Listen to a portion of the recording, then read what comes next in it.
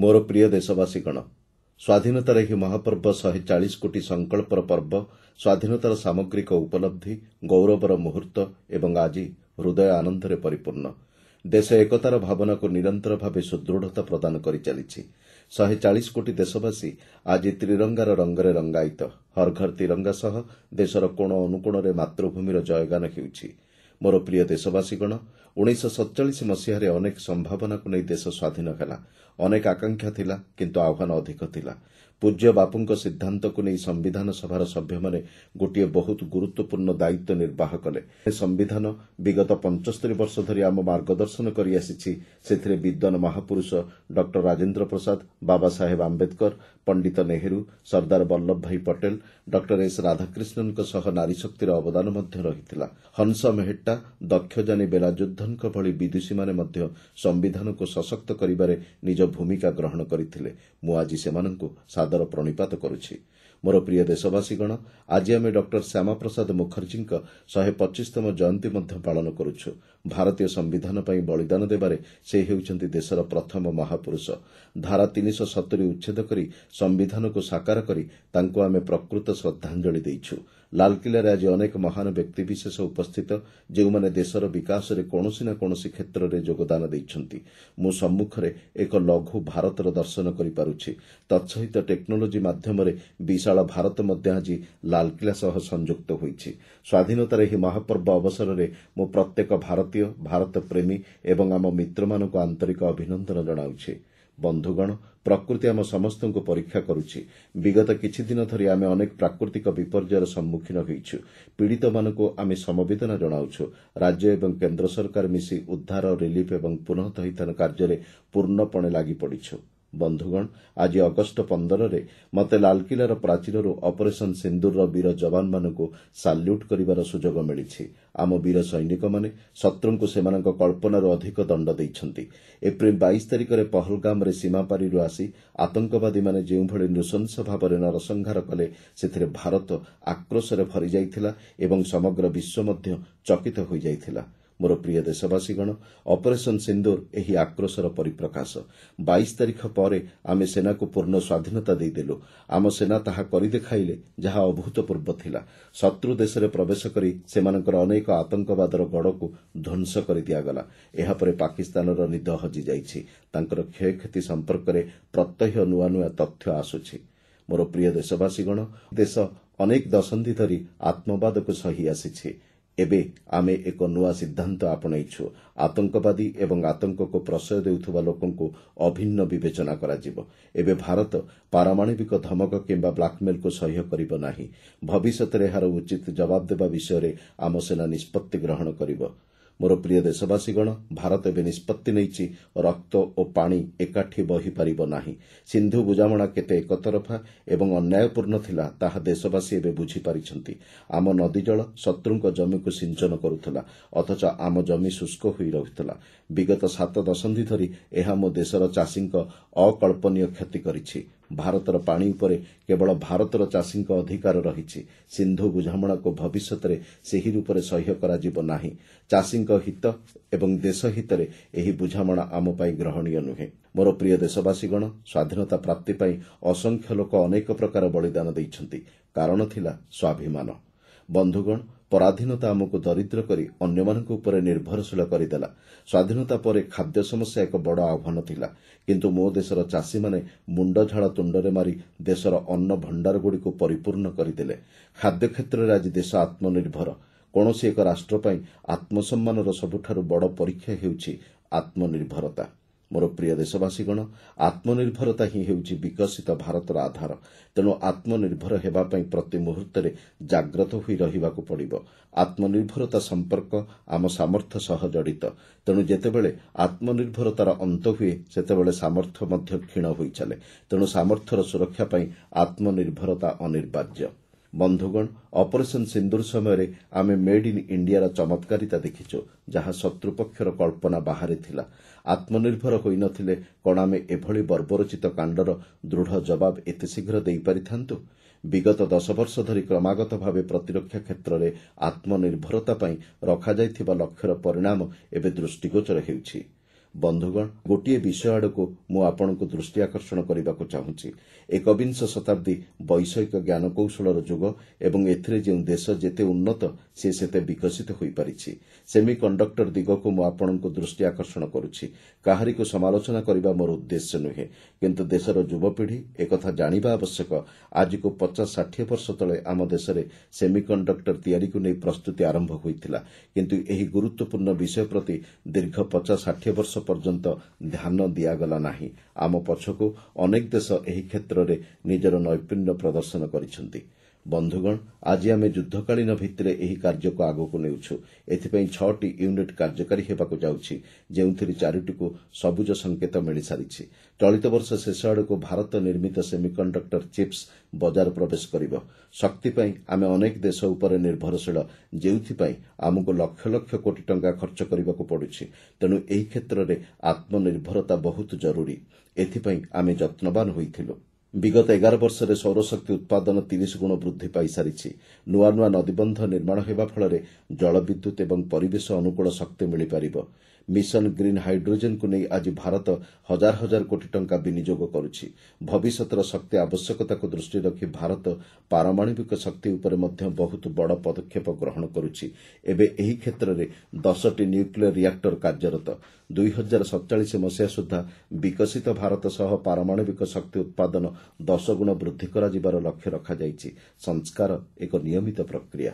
ମୋର ପ୍ରିୟ ଦେଶବାସୀଗଣ, ତେଣୁ ଆମେ ପାରମାଣବିକ ଶକ୍ତି କ୍ଷେତ୍ରରେ ସଂସ୍କାର ଆଣି ଏହାକୁ ଘରୋଇ କ୍ଷେତ୍ର ପାଇଁ ମଧ୍ୟ ଉନ୍ମୁକ୍ତ କରିଦେଇଛୁ। ମୋର ପ୍ରିୟ ଦେଶବାସୀଗଣ, ବିଶ୍ୱ ତାପାୟନ ଦୃଷ୍ଟିରୁ 2030 ସୁଦ୍ଧା ପରିବେଶ ଅନୁକୂଳ ଶକ୍ତି ଉତ୍ପାଦନକୁ 50% ହାସଲ କରାଯିବାର ଲକ୍ଷ୍ୟ ରହିଥିଲା, କିନ୍ତୁ ମୋ ଦେଶବାସୀଙ୍କ ଉତ୍ସାହ ଫଳରେ 2025 ସୁଦ୍ଧା ଅର୍ଥାତ୍ ନିର୍ଦ୍ଧାରିତ ସମୟର 5 ବର୍ଷ ପୂର୍ବରୁ ଏହି ଲକ୍ଷ୍ୟ ହାସଲ ହୋଇସାରିଛି, କାରଣ ଆମେମାନେ ପ୍ରକୃତି ପ୍ରତି ଯତ୍ନବାନ। ମୋର ପ୍ରିୟ ଦେଶବାସୀଗଣ, ଜୀବାଶ୍ମ ଇନ୍ଧନ ଆମଦାନୀ ପାଇଁ ଆମର ବଜେଟ୍ର ଏକ ବଡ଼ ଅଂଶ ଖର୍ଚ୍ଚ ହୋଇଯାଏ। ଯଦି ଏହା ଉପରେ ଆମର ନିର୍ଭରତା ସମାପ୍ତ ହୋଇଯାନ୍ତା, ତାହେଲେ ସେହି ଅର୍ଥ ମୋ ଦେଶର ଯୁବବର୍ଗ, ନିର୍ଦ୍ଧନ, ଚାଷୀ ଏବଂ ଗାଁ ଗଣ୍ଡାର ପରିସ୍ଥିତିକୁ ସୁଧାରିବାରେ କାମରେ ଲାଗନ୍ତା। ତେଣୁ ଆମେ ଏବେ ଆତ୍ମନିର୍ଭର ହେବା ପାଇଁ ଉଦ୍ୟମ କରୁଛୁ। ଏଥିପାଇଁ ସମୁଦ୍ର ମନ୍ଥନ ମଧ୍ୟ ଆରମ୍ଭ କରିଛୁ। ସମୁଦ୍ର ଗର୍ଭରେ ଥିବା ତୈଳ, ଗ୍ୟାସ୍ ଆଦିର ଭଣ୍ଡାର ଅନ୍ୱେଷଣ ପାଇଁ ଯୁଦ୍ଧକାଳୀନ ଭିତ୍ତିରେ କାର୍ଯ୍ୟ କରିବାକୁ ଚାହୁଁଛୁ। ଏଥିପାଇଁ ଭାରତ ଜାତୀୟ ଗଭୀର ଜଳ ଅନ୍ୱେଷଣ ଅଭିଯାନ ଆରମ୍ଭ କରିବାକୁ ଯାଉଛୁ। ଶକ୍ତି କ୍ଷେତ୍ରରେ ଆତ୍ମନିର୍ଭରତା ପାଇଁ ଏହା ଆମର ଗୁରୁତ୍ୱପୂର୍ଣ୍ଣ ଘୋଷଣା। ମୋର ପ୍ରିୟ ଦେଶବାସୀଗଣ, ଗୁରୁତ୍ୱପୂର୍ଣ୍ଣ ଖଣିଜର ଗୁରୁତ୍ୱ ଯୋଗୁଁ ଏହି କ୍ଷେତ୍ରରେ ମଧ୍ୟ ଆତ୍ମନିର୍ଭରତା ଜରୁରୀ। ବୈଷୟିକ ଜ୍ଞାନକୌଶଳ କ୍ଷେତ୍ରରେ ଏହାର ଭୂମିକା ଗୁରୁତ୍ୱପୂର୍ଣ୍ଣ। ତେଣୁ ଆମେ ନ୍ୟାସନାଲ କ୍ରିଟିକାଲ ମିନେରାଲ ମିଶନର ଶୁଭାରମ୍ଭ କରିଛୁ। 1200 ସ୍ଥାନରେ ଏଥିପାଇଁ ଅନ୍ୱେଷଣ ଚାଲିଛି। ମୋର ପ୍ରିୟ ଦେଶବାସୀଗଣ, ମହାକାଶ କ୍ଷେତ୍ରରେ ଚମତ୍କାରିତାକୁ ଦେଖି ପ୍ରତ୍ୟେକ ଦେଶବାସୀ ଆଜି ଗର୍ବିତ। ଆମ ଗ୍ରୁପ୍ କ୍ୟାପ୍ଟେନ୍ ଶୁଭାଂଶୁ ଶୁକ୍ଳା ମହାକାଶ ଯାତ୍ରା କରି ପ୍ରତ୍ୟାବର୍ତ୍ତନ କରିଛନ୍ତି। ଆଗାମୀ ଦିନରେ ସେ ଭାରତକୁ ମଧ୍ୟ ଆସିବେ। ମହାକାଶ କ୍ଷେତ୍ରରେ ଆତ୍ମନିର୍ଭରତା ପାଇଁ ଆମେ ଗଗନଯାନ ପ୍ରସ୍ତୁତ କରୁଛୁ। ନିଜ ଶକ୍ତିରେ ନିଜର ମହାକାଶ କେନ୍ଦ୍ର ପ୍ରତିଷ୍ଠା ପାଇଁ କାର୍ଯ୍ୟ କରୁଛୁ। ବିଗତ ଦିନରେ ଏହି କ୍ଷେତ୍ରରେ 300ରୁ ଅଧିକ ଷ୍ଟାର୍ଟଅପ୍ରେ ହଜାର ହଜାର ଯୁବକ ଯୁବତୀ ନିଯୁକ୍ତି ପାଇଛନ୍ତି। ମୋର ପ୍ରିୟ ଦେଶବାସୀଗଣ, 2047 ମସିହାରେ ସ୍ୱାଧୀନତାର ଶତବାର୍ଷିକୀ ପାଳନ ଅବସରରେ ଦେଶକୁ ଆତ୍ମନିର୍ଭର କରିବା ପାଇଁ 140 କୋଟି ଦେଶବାସୀ ପୂର୍ଣ୍ଣପଣେ ଉଦ୍ୟମରତ। ଶସ୍ତା ଦାମରେ ପ୍ରଭାବଶାଳୀ ଔଷଧ ପ୍ରସ୍ତୁତି ପାଇଁ ସରକାର ବାୟୋ-E3 ନୀତି ପ୍ରଣୟନ କରିଛନ୍ତି। ଏହାକୁ ଅଧ୍ୟୟନ କରି ଦେଶର ପ୍ରଗତିରେ ଯୋଗଦାନ କରିବା ପାଇଁ ଆପଣମାନଙ୍କ ସହଯୋଗ ଆବଶ୍ୟକ। ମୋର ପ୍ରିୟ ଦେଶବାସୀଗଣ, ଏହା ସୂଚନା ପ୍ରଯୁକ୍ତି ଏବଂ ଜ୍ଞାନକୌଶଳର ଯୁଗ। ଏଥିରେ ମଧ୍ୟ ଆମର ଆତ୍ମନିର୍ଭରତା ଆବଶ୍ୟକ। ବନ୍ଧୁଗଣ, ଆଜିକାଲି ସାମାଜିକ ଗଣମାଧ୍ୟମର ଯୁଗ। ଏହି ମଞ୍ଚରେ ମଧ୍ୟ ଆମେ ଅଗ୍ରଣୀ ହୋଇପାରିଛୁ। ବାସ୍ତବିକ ସମୟ ଦେଣନେଣରେ ଆମର ୟୁପିଆଇ ପ୍ଲାଟଫର୍ମ ସମଗ୍ର ବିଶ୍ୱରେ 50% କାରବାର କରୁଛି। ଏଭଳି ସବୁ ଉଦ୍ୟମ ଆମର ନିଜସ୍ୱ ହେଲେ ଆମ ଧନ ବିଦେଶକୁ ଯିବ ନାହିଁ। ବନ୍ଧୁଗଣ, ଏବେ ଆଗକୁ ବଢ଼ିବାର ଏବଂ ବଡ଼ ସ୍ୱପ୍ନ ଦେଖିବାର ସୁଯୋଗ। ଆମର ସଂକଳ୍ପ ପାଇଁ ନିଜକୁ ଉତ୍ସର୍ଗ କରିବାର ସମୟ ଉପନୀତ। ସରକାର ଆପଣଙ୍କ ସହିତ ଅଛନ୍ତି ଏବଂ ମୁଁ ନିଜେ ଆପଣଙ୍କ ସହିତ ଅଛି। ଆମେ ଏବେ ଏକ ନୂତନ ଇତିହାସ ସୃଷ୍ଟି କରିପାରିବା। ବନ୍ଧୁଗଣ, ଜାତୀୟ ନିର୍ମାଣ ମିଶନ ଦ୍ରୁତଗତିରେ ଆଗକୁ ବଢ଼ୁଛି। ଏମ୍ଏସ୍ଏମ୍ଇ କ୍ଷେତ୍ରଗୁଡ଼ିକ ବିଶ୍ୱ ଦ୍ୱାରା ସ୍ୱୀକୃତି ଏବଂ ସମ୍ମାନ ପାଉଛି। ବିଶ୍ୱସ୍ତରରେ କିଛି ବଡ଼ ଉତ୍ପାଦ ତିଆରି କରିବାରେ ଆମ ଦେଶର ଏମ୍ଏସ୍ଏମ୍ଇ କ୍ଷେତ୍ରରୁ ସବୁବେଳେ କିଛି ଉପକରଣ ଏବଂ ଉପାଦାନ ଆସିଥାଏ। ଏଗୁଡ଼ିକୁ ସଫଳତାର ସହିତ ରପ୍ତାନୀ କରାଯାଏ। କିନ୍ତୁ ଆମେ ବ୍ୟାପକ ଏବଂ ସମନ୍ୱିତ ବିକାଶର ପଥ ଆଡ଼କୁ ଅଗ୍ରସର ହେବାକୁ ଚାହୁଁଛୁ। ସେଥିପାଇଁ ଆମକୁ ସେମାନଙ୍କର କ୍ଷମତାକୁ ମଜବୁତ କରିବାକୁ ପଡ଼ିବ। ମୁଁ ଥରେ ଲାଲକିଲ୍ଲାରୁ କହିଥିଲି, ଶୂନ୍ୟ ତ୍ରୁଟି, ଶୂନ୍ୟ ପ୍ରଭାବ। ଆଜି ମୁଁ ପୁଣି ଥରେ କହିବାକୁ ଚାହୁଁଛି ଯେ ଯଦି ଆମେ ଚାହୁଁ ଯେ ବିଶ୍ୱ ବଜାର ଆମର ଶକ୍ତିକୁ ସ୍ୱୀକୃତି ଦେଉ, ହେଲେ ଆମକୁ ଗୁଣବତ୍ତା କ୍ଷେତ୍ରରେ ନିରନ୍ତର ନୂତନ ଶିଖରକୁ ସ୍ପର୍ଶ କରିବାକୁ ପଡ଼ିବ। ବିଶ୍ୱ ଗୁଣବତ୍ତାକୁ ଗ୍ରହଣ କରେ। ଆମର ଗୁଣବତ୍ତା ସର୍ବୋତ୍ତମ ହେବା ଉଚିତ ଏବଂ କଞ୍ଚାମାଲର ଉପଲବ୍ଧତା ସୁନିଶ୍ଚିତ କରିବା ଓ ଉତ୍ପାଦନ ଖର୍ଚ୍ଚ ହ୍ରାସ କରିବାର ଉପାୟ ଖୋଜିବା ପାଇଁ ସରକାରଙ୍କ ପ୍ରୟାସ ଜାରି ରହିବ। ବନ୍ଧୁଗଣ, ଉତ୍ପାଦନ କ୍ଷେତ୍ରରେ ଆମର ମନ୍ତ୍ର ହେବା ଉଚିତ କମ୍ ଖର୍ଚ୍ଚ, ଅଧିକ ଗୁଣବତ୍ତା। ଆମର ପ୍ରତ୍ୟେକ ଉତ୍ପାଦର ଗୁଣବତ୍ତା ଅଧିକ ହେବା ଉଚିତ, କିନ୍ତୁ ଖର୍ଚ୍ଚ କମ୍ ମଧ୍ୟ ହେବା ଦରକାର। ଏହି ମନୋଭାବ ସହିତ ଆମକୁ ଆଗକୁ ବଢ଼ିବାକୁ ପଡ଼ିବ। ମୋର ପ୍ରିୟ ଦେଶବାସୀଗଣ, ଦେଶର ସ୍ୱାଧୀନତା ପାଇଁ ଅଗଣିତ ଲୋକ ନିଜର ଜୀବନ ବଳିଦାନ ଦେଇଛନ୍ତି। ମୁଁ ପୂର୍ବରୁ କହିଛି, ସେମାନେ ନିଜର ଯୌବନ ଦେଇଥିଲେ। ସେମାନେ ଫାଶୀ ଖୁଣ୍ଟକୁ ଯାଇଥିଲେ। କାହିଁକି? ଏକ ସ୍ୱାଧୀନ ଭାରତ ପାଇଁ। 75ରୁ 100 ବର୍ଷ ପୂର୍ବର ସେହି ସମୟକୁ ମନେ ପକାନ୍ତୁ, ଯେତେବେଳେ ସମଗ୍ର ଦେଶ ଏକ ସ୍ୱାଧୀନ ଭାରତର ମନ୍ତ୍ର ସହିତ ବଞ୍ଚିଥିଲା। ଆଜି ସମୟର ଚାହିଦା ସ୍ୱତନ୍ତ୍ର ଭାରତର ମନ୍ତ୍ର ସହିତ ସେମାନଙ୍କୁ ଉଚିତ ସମ୍ମାନ ପ୍ରଦର୍ଶନ କରିବା। ଯେଉଁମାନେ ଏକ ସ୍ୱାଧୀନ ଭାରତର ମନ୍ତ୍ରରେ ବଞ୍ଚିଥିଲେ, ସେମାନେ ଆମକୁ ସ୍ୱାଧୀନତା ଦେଇଥିଲେ। ବର୍ତ୍ତମାନ 140 କୋଟି ଭାରତୀୟଙ୍କ ପାଇଁ ମନ୍ତ୍ର ଏକ ସମୃଦ୍ଧ ଭାରତ ହେବା ଉଚିତ। ଯଦି ଲକ୍ଷ ଲକ୍ଷ ଲୋକଙ୍କ ବଳିଦାନ ଆମକୁ ସ୍ୱାଧୀନତା ଦେଇପାରିବ, ତେବେ ସଂକଳ୍ପ, କଠିନ ପରିଶ୍ରମ, ସ୍ୱାବଲମ୍ବନ, ଭୋକାଲ ଫର ଲୋକାଲର ପ୍ରୋତ୍ସାହନ ଏବଂ ଲକ୍ଷ ଲକ୍ଷ ଲୋକଙ୍କ ସ୍ୱଦେଶୀ ମନ୍ତ୍ରର ପ୍ରତିବଦ୍ଧତା ସହିତ ଆମେ ଏକ ସମୃଦ୍ଧ ଭାରତ ସୃଷ୍ଟି ମଧ୍ୟ କରିପାରିବା। ସେତେବେଳର ପିଢ଼ି ଏକ ସ୍ୱାଧୀନ ଭାରତ ପାଇଁ ନିଜକୁ ସମର୍ପିତ କରିଥିଲା। ବର୍ତ୍ତମାନର ପିଢ଼ି ଏକ ସମୃଦ୍ଧ ଭାରତ ପାଇଁ ସାହସିକ ନୂତନ ପଦକ୍ଷେପ ନେବାକୁ ପଡ଼ିବ। ଏହା ହିଁ ସମୟର ଆବଶ୍ୟକତା। ସେଥିପାଇଁ ମୁଁ ବାରମ୍ବାର ଅନୁରୋଧ କରିଚାଲିଛି ଏବଂ ମୁଁ ଦେଶର ସମସ୍ତ ପ୍ରଭାବଶାଳୀଙ୍କୁ କହିବାକୁ ଚାହୁଁଛି, ଏହି ମନ୍ତ୍ରର ପ୍ରସାରରେ ମୋତେ ସାହାଯ୍ୟ କରନ୍ତୁ।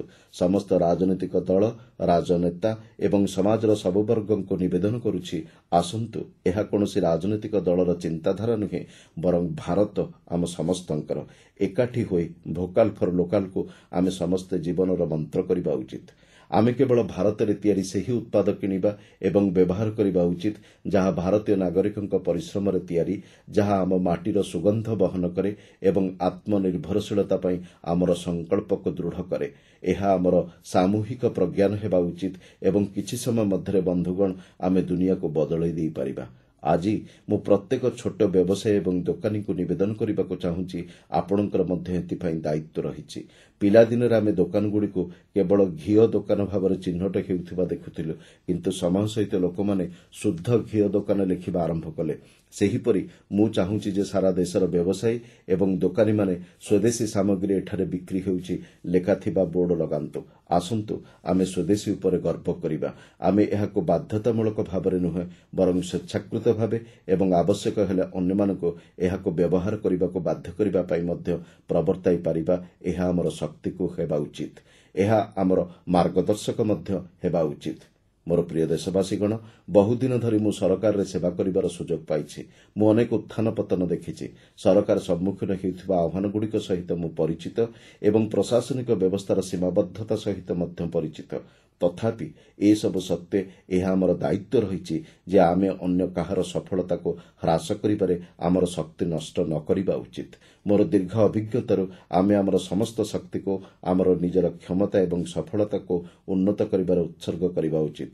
ଯେତେବେଳେ ଆମେ ଉନ୍ନତି ପଥରେ ଅଗ୍ରସର ହେଉ ଏବଂ ଉତ୍କର୍ଷ ହାସଲ କରୁ, ବିଶ୍ୱ ଆମର ମୂଲ୍ୟକୁ ସ୍ୱୀକାର କରିବ। ଆଜି ଯେତେବେଳେ ସାରା ବିଶ୍ୱରେ ଆର୍ଥିକ ସ୍ୱାର୍ଥ ବୃଦ୍ଧି ପାଉଛି, ସମୟର ଚାହିଦା ହେଉଛି ଯେ ଆମେ ସଙ୍କଟ ଉପରେ ବିଳାପ କରି ବସିବା ଉଚିତ ନୁହେଁ। ସାହସର ସହିତ ଆମକୁ ଆମର ନିଜର ଶକ୍ତି ଏବଂ ପ୍ରତିଷ୍ଠାକୁ ବୃଦ୍ଧି କରିବା ପାଇଁ ଚେଷ୍ଟା କରିବା ଉଚିତ।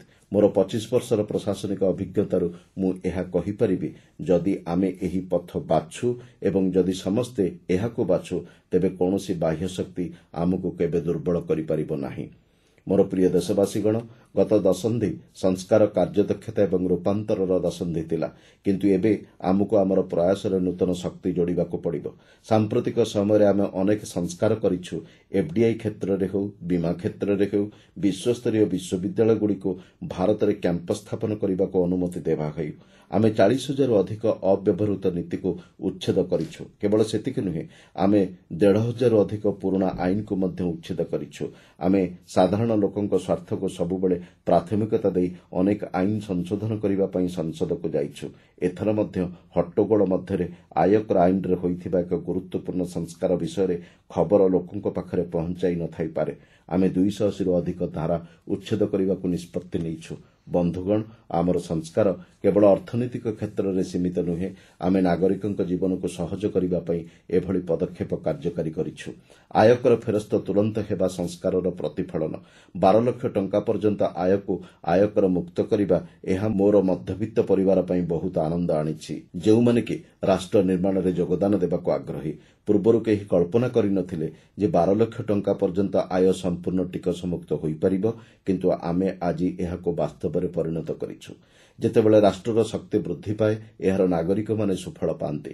ବ୍ରିଟିଶ ଶାସନ ସମୟରୁ ଆମେ ଦଣ୍ଡ ସଂହିତାରେ ବନ୍ଧା ଥିଲୁ, ଦଣ୍ଡର ନିରନ୍ତର ଭୟରେ ଜୀବନଯାପନ କରୁଥିଲୁ।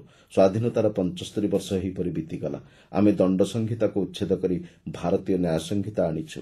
ଏହା ଭାରତର ନାଗରିକଙ୍କ ପ୍ରତି ବିଶ୍ୱାସ ଏବଂ ସମ୍ବେଦନଶୀଳତାରେ ପରିପୂର୍ଣ୍ଣ। ଆମେ ସଂସ୍କାରର ଯାତ୍ରାକୁ ତ୍ୱରାନ୍ୱିତ କରିବାକୁ ସଂକଳ୍ପ ନେଇଛୁ ଏବଂ ଆମେ ଦ୍ରୁତ ଗତିରେ ଆଗକୁ ବଢ଼ିବାକୁ ଚାହୁଁଛୁ। ମୁଁ ମୋର ଦେଶବାସୀଙ୍କୁ କହିବାକୁ ଚାହୁଁଛି, ମୁଁ ଯାହା କରୁଛି ତାହା ମୁଁ ଦେଶ ପାଇଁ କରୁଛି, ନିଜ ପାଇଁ ନୁହେଁ, କାହାକୁ କ୍ଷତି ପହଞ୍ଚାଇବା ପାଇଁ ନୁହେଁ। ମୁଁ ରାଜନୈତିକ ଦଳ, ମୋର ପ୍ରତିଯୋଗୀ ଏବଂ ସମସ୍ତ ସହଯୋଗୀ ନେତାଙ୍କୁ ଦେଶର ଉଜ୍ଜଳ ଭବିଷ୍ୟତ ପାଇଁ ଆଗକୁ ଆସିବାକୁ ଏବଂ ଆମ ସହିତ ଯୋଗଦେବାକୁ ଆମନ୍ତ୍ରଣ କରୁଛି। ମୋର ପ୍ରିୟ ଦେଶବାସୀଗଣ, ପରବର୍ତ୍ତୀ ପିଢ଼ିର ସଂସ୍କାର ପାଇଁ ଆମେ ଏକ ଟାସ୍କ ଫୋର୍ସ ଗଠନ କରିବାକୁ ନିଷ୍ପତ୍ତି ନେଇଛୁ। ଏହା ଏକ ନିର୍ଦ୍ଦିଷ୍ଟ ସମୟସୀମା ମଧ୍ୟରେ କାର୍ଯ୍ୟ ସମାପ୍ତ କରିବ। 21ଶ ଶତାବ୍ଦୀକୁ ସୁହାଇବା ପାଇଁ, ବିଶ୍ୱ ପରିବେଶ ସହିତ ଖାପ ଖାଇବା ପାଇଁ ଏବଂ 2047 ସୁଦ୍ଧା ଭାରତକୁ ଏକ ବିକଶିତ ରାଷ୍ଟ୍ର କରିବାର ଦୃଷ୍ଟିକୋଣ ସହିତ ସମନ୍ୱୟ ରଖିବା ପାଇଁ ବର୍ତ୍ତମାନର ନିୟମ, ଆଇନ, ନୀତି ଏବଂ ପ୍ରକ୍ରିୟାଗୁଡ଼ିକୁ ପୁନଃ ପ୍ରସ୍ତୁତ କରାଯିବା ଆବଶ୍ୟକ। ନିର୍ଦ୍ଧାରିତ ସମୟସୀମା ମଧ୍ୟରେ ଏହାକୁ ହାସଲ କରିବା ପାଇଁ ଏକ ଟାସ୍କ ଫୋର୍ସ ଗଠନ କରାଯାଇଛି। ବନ୍ଧୁଗଣ, ଏହି ସଂସ୍କାରଗୁଡ଼ିକ ସେମାନଙ୍କୁ ସାହସ ଦେବ ଯେଉଁମାନେ ସେମାନଙ୍କର ଭବିଷ୍ୟତ ଗଠନ କରିବାକୁ ଚାହାନ୍ତି। ରପ୍ତାନୀ କ୍ଷେତ୍ରରେ ମଧ୍ୟ ଲଜିଷ୍ଟିକ୍ ଏବଂ ବ୍ୟବସ୍ଥାରେ ପରିବର୍ତ୍ତନ ଉଦ୍ୟୋଗୀମାନଙ୍କୁ ପ୍ରମୁଖ ସୁବିଧା ପ୍ରଦାନ କରିବ। ବନ୍ଧୁଗଣ, ଆମ ଦେଶରେ ଏପରି ଆଇନ ଅଛି ଯାହା ଶୁଣିବାକୁ ଆଶ୍ଚର୍ଯ୍ୟ ଲାଗୁଥିଲେ ମଧ୍ୟ ସାମାନ୍ୟ କଥାରେ ଜେଲ୍ ଦଣ୍ଡର ବ୍ୟବସ୍ଥା ଅଛି ଏବଂ କେହି କେବେ ସେଗୁଡ଼ିକ ପ୍ରତି ଧ୍ୟାନ ଦେଇନାହାନ୍ତି। ଭାରତୀୟ ନାଗରିକଙ୍କୁ ଜେଲ୍ରେ ରଖୁଥିବା ଏପରି ଅନାବଶ୍ୟକ ଆଇନକୁ ଉଚ୍ଛେଦ କରିବା ପାଇଁ ମୁଁ ନିଜେ ଦାୟିତ୍ୱ ନେଇଛି। ଆମେ ପୂର୍ବରୁ ସଂସଦରେ ଏକ ବିଲ୍ ଆଗତ କରିଥିଲୁ। ଏଥର ଆମେ ଏହାକୁ ପୁଣି ଆଣିଛୁ। ବନ୍ଧୁଗଣ, ଏହି ଦୀପାବଳିରେ ମୁଁ ତୁମକୁ ଉତ୍ସାହକୁ ଦ୍ୱିଗୁଣିତ କରିବାକୁ ଚାହୁଁଛି। ଏହି ଦୀପାବଳିରେ ଆମେ ଦେଶବାସୀଙ୍କୁ ଏକ ବହୁତ ବଡ଼ ଉପହାର ଦେବାକୁ ଯାଉଛୁ। ଗତ 8 ବର୍ଷ ମଧ୍ୟରେ ଆମେ ଜିଏସ୍ଟିରେ ଏକ ବଡ଼ ସଂସ୍କାର ଆଣିଛୁ। ସାରା ଦେଶର ଟିକସ ବୋଝ ହ୍ରାସ କରିଛୁ, ଟିକସ ବ୍ୟବସ୍ଥାକୁ ସରଳ କରିଛୁ ଏବଂ 8 ବର୍ଷ ପରେ ସମୟର ଆବଶ୍ୟକତା ହେଉଛି ଯେ ଆମେ ଏହାକୁ ଥରେ ସମୀକ୍ଷା କରିବା ଉଚିତ। ଆମେ ଏକ ଉଚ୍ଚ କ୍ଷମତା ସମ୍ପନ୍ନ କମିଟି ଗଠନ କରି ସମୀକ୍ଷା ଆରମ୍ଭ କରିଥିଲୁ ଏବଂ ରାଜ୍ୟଗୁଡ଼ିକ ସହିତ ମଧ୍ୟ ଆଲୋଚନା କରିଥିଲୁ। ମୋର ପ୍ରିୟ ଦେଶବାସୀଗଣ, ଆମେ ପରବର୍ତ୍ତୀ ପିଢ଼ିର ଜିଏସ୍ଟି ସଂସ୍କାର ସହିତ ଆସୁଛୁ। ଏହି ଦୀପାବଳିରେ ଆପଣଙ୍କ ପାଇଁ ଏହା ଏକ ଉପହାର ହେବ। ସାଧାରଣ ଲୋକଙ୍କ ପାଇଁ ଆବଶ୍ୟକ ଟିକସ ଯଥେଷ୍ଟ ହ୍ରାସ ପାଇବ, ବହୁତ ସୁବିଧା ବୃଦ୍ଧି ପାଇବ। ଆମର ଏମ୍ଏସ୍ଏମ୍ଇ କ୍ଷେତ୍ରକୁ ବଡ଼ ଲାଭ ମିଳିବ। ନିତ୍ୟ ବ୍ୟବହାର୍ଯ୍ୟ ଜିନିଷଗୁଡ଼ିକ ବହୁତ ଶସ୍ତା ହୋଇଯିବ ଏବଂ ଏହା ଅର୍ଥନୀତିକୁ ଏକ ନୂତନ ପ୍ରୋତ୍ସାହନ ପ୍ରଦାନ କରିବ। ମୋର ପ୍ରିୟ ଦେଶବାସୀଗଣ, ଦେଶ ତୃତୀୟ ସର୍ବବୃହତ୍ ଅର୍ଥନୀତି ହେବା ଦିଗରେ ଦ୍ରୁତଗତିରେ ଆଗକୁ ବଢ଼ୁଛି। ଆମେ ଏହାର ଦ୍ୱାରଦେଶରେ ପହଞ୍ଚି ସାରିଛୁ ଏବଂ ଆମେ ଏହାକୁ ବହୁତ ଶୀଘ୍ର ହାସଲ କରିବୁ। ଏପରି ଦିନ ଆସିବ ଯେତେବେଳେ ମୁଁ ତୁମମାନଙ୍କ ମଧ୍ୟରେ ଯାଇ ଲାଲକିଲ୍ଲାର ପ୍ରାଚୀରରୁ ଏହି ଖବର ବାଣ୍ଟିବି। ଆଜି ସମଗ୍ର ବିଶ୍ୱ ଭାରତର ଅର୍ଥନୀତି ଏବଂ ଆର୍ଥିକ ବ୍ୟବସ୍ଥା ଉପରେ ବିଶ୍ୱାସ ରଖିଛି। ଏତେ ଅସ୍ଥିରତା ମଧ୍ୟରେ ଭାରତ ଆର୍ଥିକ ଶୃଙ୍ଖଳା, ଅର୍ଥନୈତିକ ଶକ୍ତି ଏବଂ ଆଶାର କିରଣ ହୋଇ ରହିଛି। ଯେତେବେଳେ ଅର୍ଥନୀତି ସଙ୍କଟର କବଳରେ ରହିଛି, ସେତେବେଳେ ବିଶ୍ୱରେ ଏହି ବିଶ୍ୱାସ ବୃଦ୍ଧି ପାଇଛି ଯେ ଭାରତ ହିଁ ଏଥିରୁ ବାହାରି ପାରିବ। ଆଜି ମୁଦ୍ରାସ୍ଫୀତି ନିୟନ୍ତ୍ରଣରେ ରହିଛି। ଆମର ବିଦେଶୀ ମୁଦ୍ରା ବିନିମୟ ଭଣ୍ଡାର ବହୁତ ମଜବୁତ ରହିଛି। ଆମର ଆର୍ଥିକ ସୂଚକାଙ୍କ ବହୁତ ମଜବୁତ। ବିଶ୍ୱସ୍ତରୀୟ ମୂଲ୍ୟାଙ୍କନ ଏଜେନ୍ସିଗୁଡ଼ିକ ମଧ୍ୟ ନିରନ୍ତର ଭାରତକୁ ପ୍ରଶଂସା କରୁଛନ୍ତି। ଭାରତୀୟ ଅର୍ଥନୀତି ଉପରେ ଅଧିକରୁ ଅଧିକ विश्वास प्रकट करुछंती। आमे एही दिगरे नूतन प्रयास करुछु जहाद्वारा एही वर्धित अर्थनीतिर लाभ मो देशर गरीब कृषक महिला मध्यवित्त वर्गों पाखरे पहुंची पारिबो एवं एहा मो देशर विकास पई शक्तिर उत्स पालटिबो। आज आम युवपीढ़ी पर नूतन क्षेत्र सुजोग सृष्टि करुछु। दक्षता विकास आत्मनिजुक्ति बड़ कंपानी इंटर्नशिप सहित देशर युवपीढ़ी पर एक बड़ अभियान चली। आज मु आपणक एवं मो देशर युवपीढ़ी पर एक खुशी खबर आनी। आज अगस्ट 15 तारिख में आम देशर युवपीढ़ी पर 1 लाख कोटी टंकार एक योजना आरंभ एवं कार्यकारी करुछु। प्रधानमंत्री विकास भारत रोजगार योजना आज अगस्ट 15 तारिख में कार्यकारी होउछि। एहा आपणक पई बहुत भल खबर। एही योजना अधीन सरकार युवकों को प्रत्येक पुओ किंबा झीओं को जो माने घरोई क्षेत्र में चाकरी करती से 15,000 टंका देवे। नूतन निजुक्ति प्रदान पर अधिक सुजोग सृष्टि करुवा कंपानी गुड़िक प्रोत्साहन दियाजिबो। प्रधानमंत्री विकास भारत रोजगार योजना प्राय 3.5 कोटी युवकों नूतन निजुक्ति सुजोग सृष्टि करिबो। एथिपाई मु समस्त युववर्गों को अभिनंदन जनाउछि। मोर प्रिय देशवासीगण, आज समस्ते भारतर महिला शक्ति को स्वीकार करने आरंभ करिसेंति। आमर महिला माने वर्धित अर्थनीतिर लाभार्थी एवं सेमाने वर्धित अर्थनीति को त्वरान्वित करिबारे मध्य बहुत योगदान देउछंती। आमर झियो पिला माने स्टार्टअप ठारू आरंभ करी महाकाश क्षेत्र पर्यंत प्रभावशाली हेउछंती। सेमाने क्रीडा क्षेत्र में प्राधान्य विस्तार करुछंती, सेनारे चमकुछंती। आज गर्भर सहित सेमाने कांध को कांध मिसाई देशर विकास यात्रा रे अंशग्रहण करुछंती। जेतेबेले भारतीय प्रतिरक्षा क्षेत्र में महिला प्रार्थी माने प्रथमे पास आउट हेउतिले सेतेबेले देश गर्भरे आत्महरा होई उठितिला। 10 कोटी स्वयं सहायक गोष्ठीर भौणी माने एपरि आश्चर्यजनक काम करुछंती। नमो ड्रोन दीदी नारी शक्तिर एक नूतन परिचय सृष्टि होईगला। मो गाँव जड़े भौणी को भेटिली। से कहती जे एबे गाँ लोके तांको पायलट बोली डाकुछंती। से बहुत गर्वर सहित कहूतिले जे अधिक शिक्षित नथिले मध्य से समाज रे निजर स्थिति हासिल करि पारिछंती। बंधुगण, आमे 3 कोटी महिला को लक्षपति दीदी करने को प्रतिश्रुति देइथिलु एवं मो संतुष्ट जे आमे द्रुत गति रे काम करुछु। आमे समय पूर्व एही लक्ष्य हासिल करिबु एवं आज मो देश को खुशीर सहित कहबाकू चाहूछि, मोर नारी शक्तिर शक्ति देखंतु। 2 कोटी महिला किछि समय मध्य लक्षपति दीदी होई जाइछंती। आज किछि लक्षपति दीदी आम सामने रे बसिछंती। मोर प्रिय देशवासीगण, भारतर अर्थनीति मो देशर कृषक मानकर एक विराट अवदान रही। भारतर कृषकंकर कठिन परिश्रमर फल पाउछि। गत वर्ष मो देशर कृषक शस्य उत्पादन समस्त पूर्व रेकर्ड भांगी दैछंती। एबे एहा मो देशर संभावना। समान परिमाणर जमी किंतु व्यवस्था परिवर्तन होईछि। पानी पहुंचीबा आरंभ करिछि। भल बिहन उपलब्ध हेबा आरंभ होईछि। चाषी माने उन्नत सुविधा पाइबा आरंभ करिसेंति। तेणु सेमाने देश पई निजर शक्ति वृद्धि करुछंती। आज भारत क्षीर डाली एवं पाट उत्पादन रे विश्व 1 नंबर स्थान रे रहिछि। आज आमे विश्वर द्वितीय बृहत्तम माछ उत्पादनकारी देश। मोर मत्स्यजीवी भाई और भौणी शक्ति देखंतु। बंधुगण, आपण माने खुशी हेबे जे मो देशर कृषकंक उत्पादित द्रव्य आज विश्व बजार रे पहुंची। 4 लाख कोटी टंकार कृषि उत्पाद रप्तानी करा जायछि। सेमाने छोट चाषी हुंतु, गोपालक हुंतु, मत्स्यजीवी हुंतु, आमे सेमानंको देशर विकास योजनार लाभ प्रदान करुछु। प्रधानमंत्री किसान सम्मान निधि हेउ, वर्षा जल अमल हेउ, जलसेचन योजना हेउ, गुणात्मक बिहन हेउ, सारा आवश्यकता हेउ, प्रत्येक क्षेत्र में आज चाषींकर फसल बीमा उपरे विश्वास रहिछि। देशवासीगण, आम देशर पशुपालन को रक्षा करने आम एपर्यंत पशु मानक मागणा डोज प्रदान करिछु। कृषि क्षेत्र में देशर जो जिलागुड़िक चाषी मैंने कौन न कौन कारणरू अन्य पछरे पड़ जाइछंती, 100टी जिला को चिन्हट करी सेठारे चाषी मानक सशक्त करने एक अभियान आरंभ करिछु एवं एथिपाई आमे प्रधानमंत्री धनधान्य कृषि योजना आरंभ करिछु। मोर प्रिय देशवासीगण, भारतर चाषी, भारतर गोपालक, भारतर मत्स्यजीवी एमाने आमर सबुठारु बड़ प्राथमिकता। भारत केबे भी एहार चाषी, पशुपालक, मत्स्यजीवी संपर्क में कौन प्रकार प्रतिकूलात्मक पदक्षेप ग्रहण करिब नाही। प्रिय देशवासीगण, दारिद्र्य कण ताहा मते पुस्तक रे पढ़िबाकू पड़ी नाही।